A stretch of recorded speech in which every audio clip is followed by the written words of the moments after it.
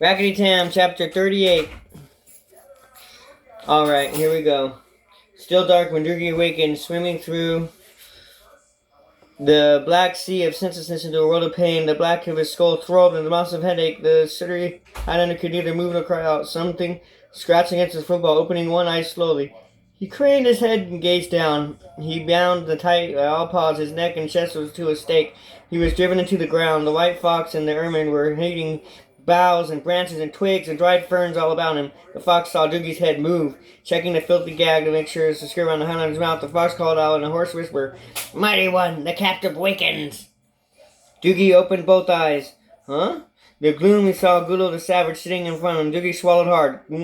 Here he was, helpless, gazing at the insane face of his fearsome foe. Gulo grinned, murderous fangs through the white froth foam that flecked his lips. The Wolverine's nostrils flared wide beneath the glinting joy darting from his maddened red-rimmed eyes, piercing in his captive. He chuckled wildly. Now we shall see if my brother will save thee when it is day again. I will lay down my challenge to Askar. He knows he can never rule these lands of ice and snow whilst I live. Askar must face me in combat. It is our law. Hear me, Treeclaw. Thy life depends on the courage for thy brother. Do ye think he will defeat Gulo? Dugu could not say anything, though he was gnawing at the gag and stifled his mouth. Surely because the beast did not think his brother was alive, living in Redwall Abbey. Gulo flexed his paws, longing the claws from his mighty limbs. A pity of Father Drams not here with his favorite son, slain by the one he never looked favor on. Excuse me. I can see you are a warrior. 'Tis a rare sight for you to witness combat into the death. Winner takes all, the walking stone, this great drum, even the Redwall Abbey yonder, and of course thy life. 'Tis a fair wager, is it not? As he seemed to completely ignore Doogie, leaping from the drum, Gulo reached into the western flatlands on the earth, shooting from either side of the storm about the wide circle. His broad chest heaving, the Wolverine gazed about, up and down and around. His voice became a triumphant snarl. Drams, my father, did you see me from the hellgates? Here I sent thee. When thy name is gone and forgotten, beasts will speak of me, the mighty one, Gulo the savage. The ermine Doogie looked up from the torch she was fashioning from the wooden staves tapped with the broom moss and twigs. She took the cord binder from the aged fox who had served Gulo the longest, remarking him quietly to him, "Only a beast as crazy as Gulo could think of my brother and alive inside this Wawa place." The ancient white fox shrugged. Who can say whether it is true or not? My eyes so sharp, methinks they saw the walking stone this evening. It was strapped on the back of the small hairy creature who fled into the building. Mayhaps Askar is truly in there also. There is hope for us few yet, my friend. Askar is a better creature than his brother. Life is easier serving under him. May he the best Gulo in combat. Doogie nodded at the cord around the torch and tugging at his tight. Aye, methinks fish and flay and spurts under the waters. No beast could base the Gulo in combat. The old fox nudged Doogie. Silence now, Gulo returns. Gulo came back and sat around the drum again, turning his back upon Doogie. He saw the first faint flesh of dawn out in the east of the treetops. Make fire here, give me that torch. The fox dug a shallow hole in the still flint to the tinder of the moss. Gulo began striking the drum with the butt of the torch. Ba-boom, boom, boom. Ba-boom, boom, boom. Ba-boom, boom, boom. Doggy spat out the rickety bits of cloth from the gag, and the breaking day he took back his position. There was on the western flats, the front of the Redwall Abbey, just out of bow shot. He blinked hard, focusing his gaze upon the wall tops. There was Tam, Skipper, a crowd of hares, and Turgan and Goshawk. Furiously, the sturdy Highlander ripped and tore at the cloth bound across his mouth until he felt it was weakened enough, and binding also went around the stake. With a hard forward thrust of his head, Doogie snapped the gag. His ached skull felt as though it was lifted off his shoulders as a reward. "Howay, brawl! I'm well, Doogie Plum! Howay!" He slumped forward and stunned as a swift blow from the torch stave cracked at his jaw. Holding his head on one side, the Wyvern actually smiled at this prisoner. "That's the way thy friends will know you're still alive." Gulo thrust the torch into the fire and stood an old fox, watching it crackle into flame. Still smiling, he called out, "Now it begins, my brother, now it begins!" Tam was struggling wildly in restraining grips of Skipper, One Will and Frodo, and they held him tight as he tried to free himself, calling out, Doogie! 'Tis Doogie Plum, the beast out there! I must get to him! Take your paws off me! Sergeant One Will whispered sternly in his ear, Now, Mr. McWhirl, you're old Stillwell. Look at you, the good is forward and parley. Please say, calm down. Calm down, and I don't want to give you straight off the luff when you sleep, okay? Now, do I? As a good officer, say the young ones look at you. The sergeant's advice filtered through Tam to despite his against, and One Will her left paw clenching, and it took a hint. Relax, Sarge. I'm all right now. Gully stood within comfortable listening distance of the wall top, waving the flaming torch. He peered toward the abbey and shouted, Heed my words and save thyselves grief and misery. 'Tis not I want, but my brother Ascar.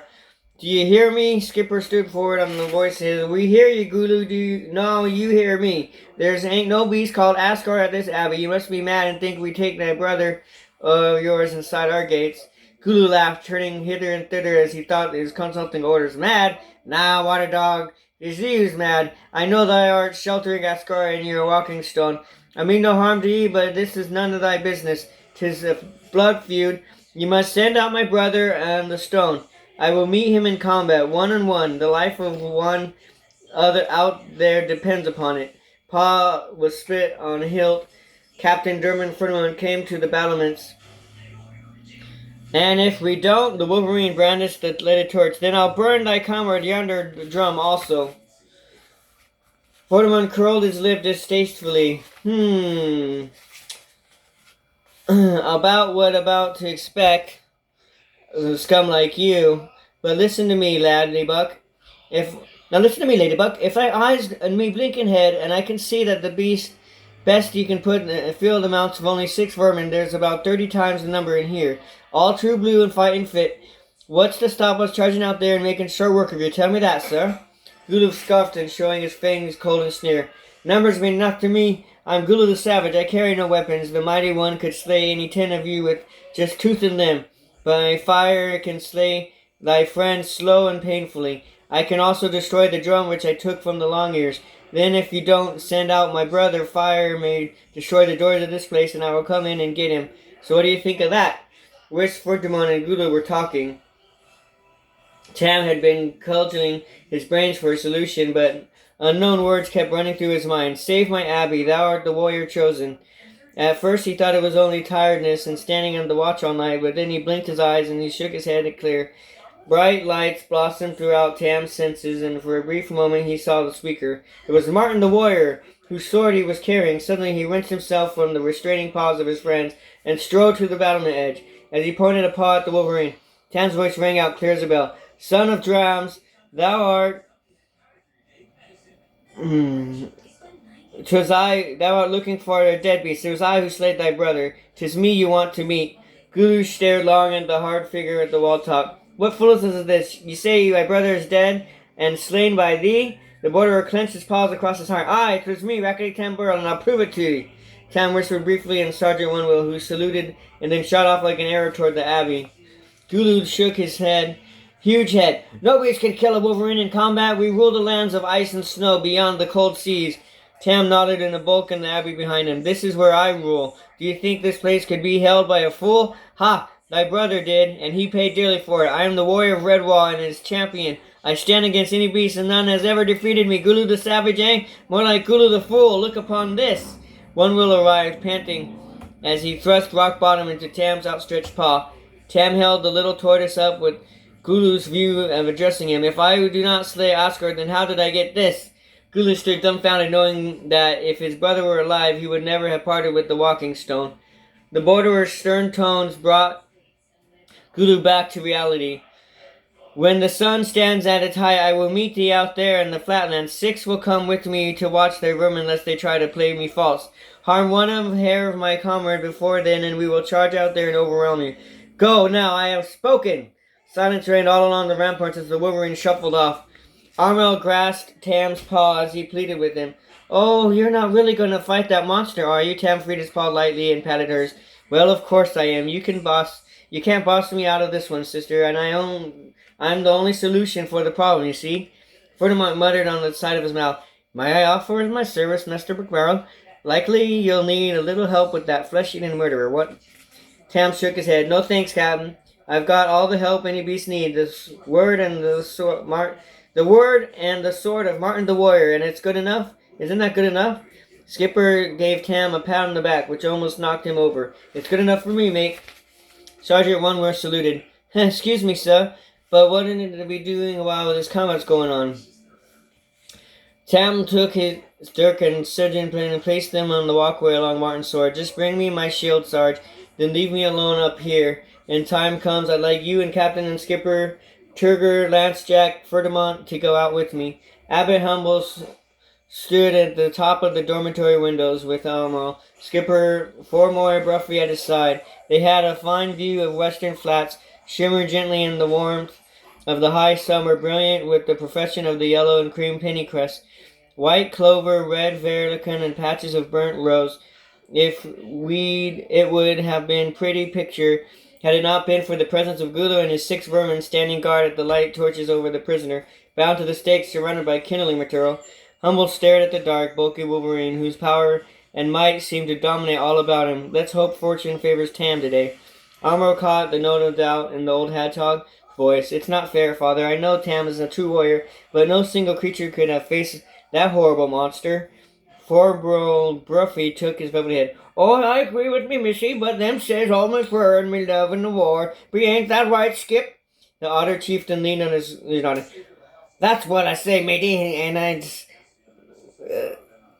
I think Tam's got a good chance, though. He's small, but lightning speed, and I've seen him fight, and he's lightning with those blades of his. Don't you fret yourself, sister.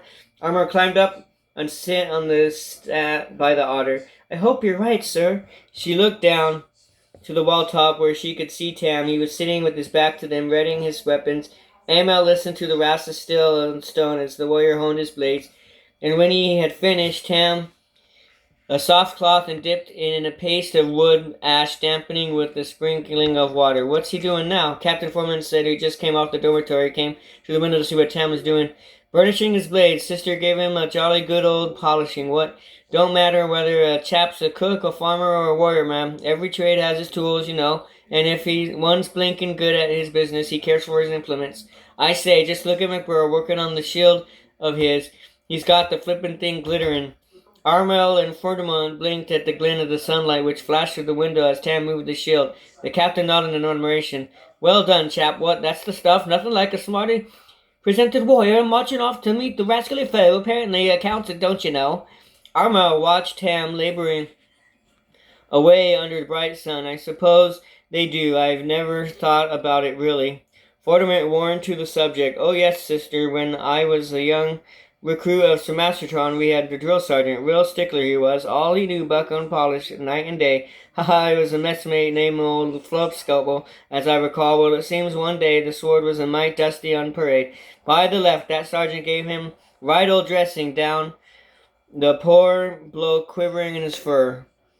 The Sarge roared at him. You horrible little pet of a boot-nosed flop, and an excuse for a recruit, isn't this your blade? Sit right down there, Lady Buck, and clean it off. Polish it until till the rag wears out. Polish it until you see my face in the blade, or I'll have your tail for tiffin and your tips for tea and your ears for affers. And Armel smiled. Oh, poor young Flopscuttle. What happened? Ferdinand carried on with his accusade. What happened? I'll tell you what happened, my beauty.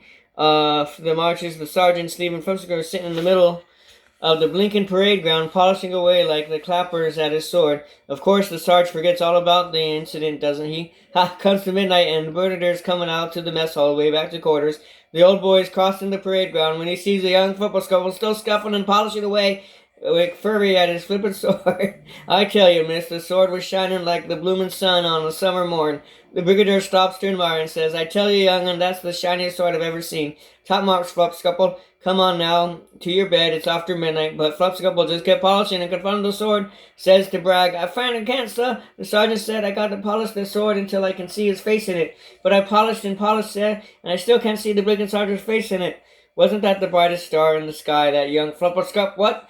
Abbot Firmel and Armel just were laughing, and Skipper glanced up at the sky, announcing, Nearly high noontime, mates. Come on, Captain. We best be on our way. Tam's waiting for us down there.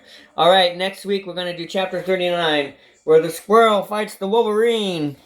Please like and subscribe. Bye-bye.